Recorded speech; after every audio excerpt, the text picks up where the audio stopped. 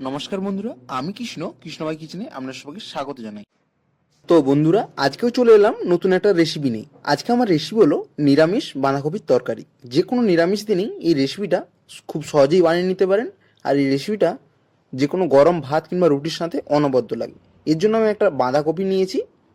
এখানে আমি 500 গ্রাম মতো বাঁধাকপি নিয়েছি। তারপর আমি ভালোভাবে কেটে নিয়েছি। আর এখানে নিয়েছি আলু। দেখুন আলুটাকে এরকম ছোটো ছোটো সাইজ করে কেটে নিয়েছি। আর এখানে নিয়েছি গোটা কয়েক মশলা, যেমন টমেটো, মটরশুঁটি আর কয়েক টুকরো আদা। এখানে নিয়েছি ঘি, আর এখানে নিয়েছি দুটো এলাচ, দারচিনি আর লবঙ্গ, জিরা, দুটো তেজপাতা। এরপর গ্যাসের ফ্লেমটাকে আমি ধরিয়ে নেব। এরপর গ্যাসেতে একটা কড়াই বসিয়ে দেবো। এতে খানিকটা আমি জল দিয়ে প্রথমে দেব খানিকটা লবণ দিয়ে, জলটা ফুটে উঠলে এর মধ্যে আগে থেকে কুটে রাখা বাঁধাকপিগুলো একে একে করে দিয়ে দেবো। এটাকে খানিকক্ষণ ধরে আমি ভাপিয়ে নেব। এতে বাঁধাকপির গন্ধটা আর থাকবে না। এরপর আমি এখানে যেখানে কয়েক টুকরো আদাটা নিয়েছিলাম, এটাকে আমি একটা পেস্ট বানিয়ে নেব। দেখুন আমার আদাটা পেস্ট হয়ে গেছে। আর এদিকে আমার বাঁধাকপিটাও প্রায় 80% মতো এখানে সিদ্ধ হয়ে গেছে। বাঁধাকপিটা বেশি সিদ্ধ করলে হবে না, আমি জাস্ট 80% সিদ্ধ করেছি। এরপর এর থেকে আমি জল ঝরিয়ে নিয়েছি। দেখুন, এরপর একটা কড়াই বসিয়ে দেবো গ্যাসে। দেবো কড়াইয়ে খানিকটা তেল, সরিষার তেল আমি ইউজ করেছি, আপনারা চাইলে সাদা তেল দিতে পারেন। এরপর আমি আগে থেকে কুটে রাখা আলুগুলো ভেজে নেবো। এতে দিয়েছি আলু ভাজার জন্য সামান্য পরিমাণ লবণ আর হলুদ দিয়ে আলতোভাবে এভাবে নেড়ে চেড়ে এটাকে খানিকক্ষণের জন্য ঢাকা চাপা দিয়ে ভেজে নিতে হবে। দেখুন আলুগুলো প্রায় এক সাইড লাল লাল করে ভাজা হয়ে গেছে। এটাকে আমি এবার তুলে রেখে দেবো। আমি একটা পাত্রের মাধ্যমে সমস্ত আমি আলুগুলোকে তুলে রেখে দিয়েছি। এরপর ওই সরিষার তেলে দেবো আগে থেকে রাখা জিরে, গোটা জিরে, দুটো এলাচ, দুটো দারচিনি আর দুটো লবঙ্গ। এই সমস্তগুলো মশলাগুলো দিয়ে এভাবে হালতো করে নাড়াচাড়া করতে হবে। এর থেকে একটা সুন্দর মিষ্টি গন্ধ বেরিয়ে আসবে। এরপর এর থেকে আগে থেকে পেস্ট করে রাখা আদাটাকে দিয়ে দেবো। দিয়ে এভাবে খানিকক্ষণ ধরে নাড়াচাড়া করতে হবে। আর কুটে রাখা কাঁচা লঙ্কাও আমি দিয়েছি। যারা ঝাল খেতে পছন্দ করেন না তারা নাও দিতে পারেন। এতে আমি সামান্য গুঁড়ো মশলা ইউজ করেছি, যেমন হলুদ গুঁড়ো 1 চামচ, লবণ, লঙ্কা গুঁড়ো আর খানিকটা ধনে গুঁড়ো। এভাবে খানিকক্ষণ ধরে নাড়াচাড়া করতে হবে। এরপর আগে থেকে কুটে রাখা টমেটোগুলোকেও দিয়ে দেবো।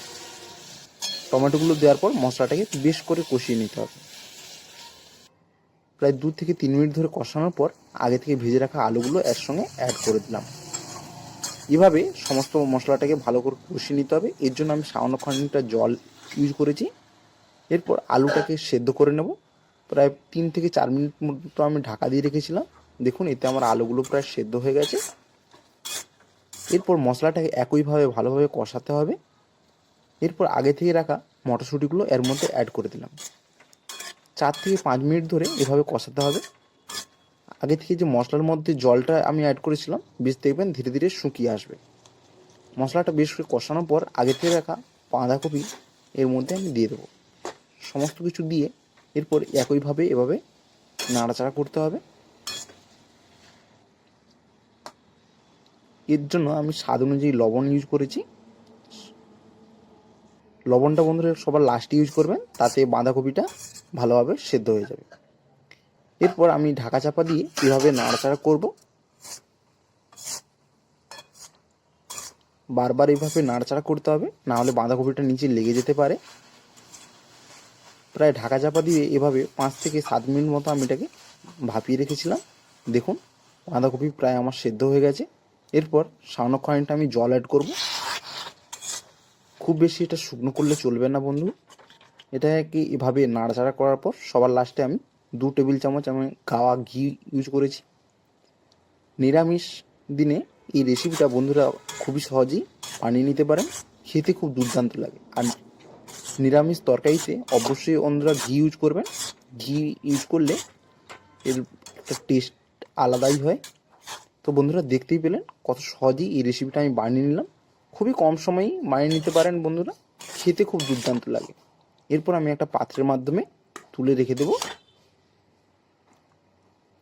তো বন্ধুরা, অবশ্যই এই রেসিপিটা আপনারা বাড়িতে ট্রাই করবেন।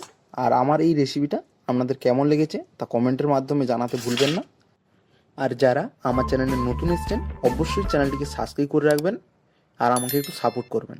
তো বন্ধুরা, আবারও দেখা হচ্ছে নতুন একটা রেসিপি নিয়ে। ততক্ষণ জন্য আমরা ভালো থাকবেন, সুস্থ থাকবেন। ধন্যবাদ।